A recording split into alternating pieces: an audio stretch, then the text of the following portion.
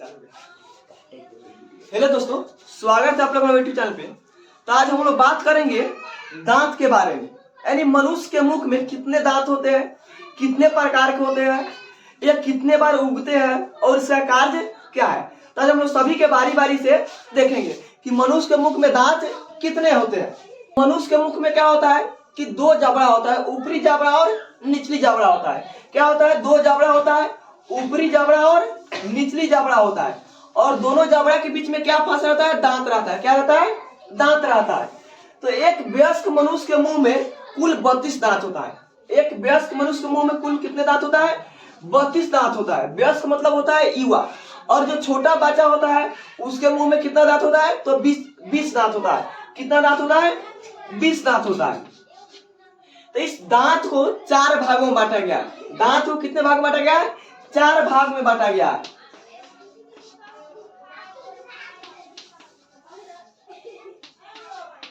4 भाग में सभी के कार्य के आधार पर 4 भाग में बांटा गया है।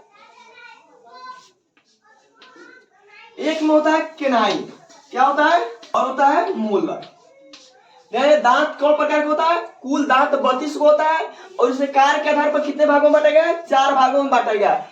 केनाइन, इंसाइजर, प्रीमोलर और मोलर। केनाइन, इंसाइजर, प्रीमोलर और मोलर होता है।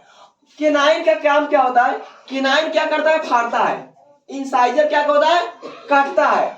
मोलर और प्रीमोलर क्या करता है? पीसता है। इससे चौ होता है तो हम लोग चौ कहते हैं। वो क्या करता है? भोजन को पीसता है। चबाने काम कौन करता है? इस चौ करता है। प्रीमोलर और मोलर करता है। काटने काम, जैसे यहाँ पे दांत होता है, नुकीला होता है, वो काटने का कार्य करता है। तो दांत कौ प्रकार का होता है? 4 प्रकार का होता है जो कार्य के आधार पर बांटा गया है। अब दांत आता है उगने के आधार पर। जीवन काल में, एक मनुष्य के जीवन काल में दांत कितने बार उगता है? तो एक दूधिया दांत होता है जिसे मिल्की टूथ कहते हैं, जो क्या होता है? बचपन के 6 महीने बाद से जमना शुरू होता है। मिल्की टूथ कब जमता है? बचपन से 6 महीना बाद जमना शुरू होता है। इसकी संख्या कितनी होती है? 20 होती है, जिसको क्या कहते हैं? अस्थायी दांत कहते हैं। क्या कहते हैं? अस्थायी दांत कहते हैं। अस्थायी दांत की संख्या कितनी होती है? 20 होती है। अस्थायी दांत की संख्या कितनी होती है? 20 होती है।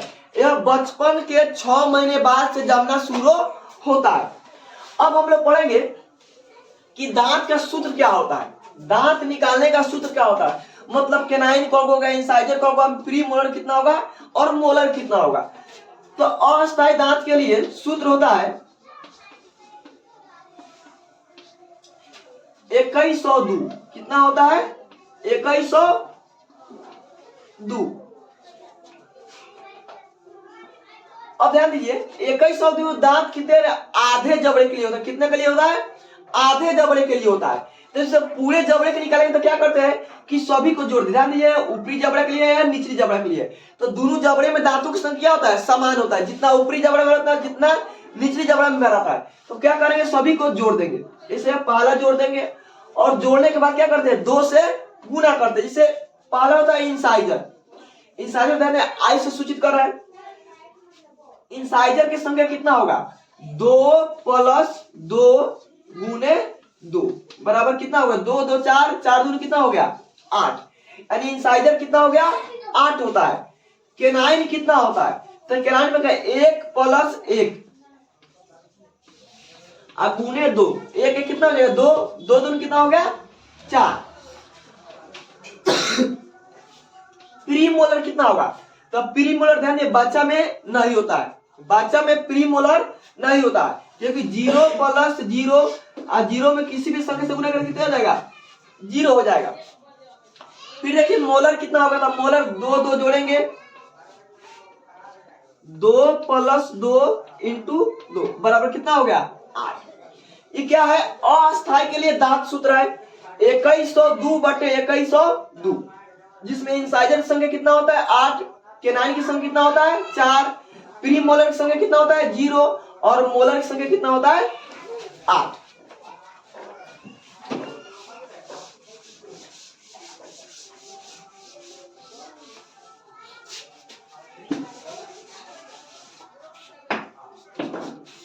अब आगे आता है अस्थायी दांत। क्या होता है? अस्थायी दांत।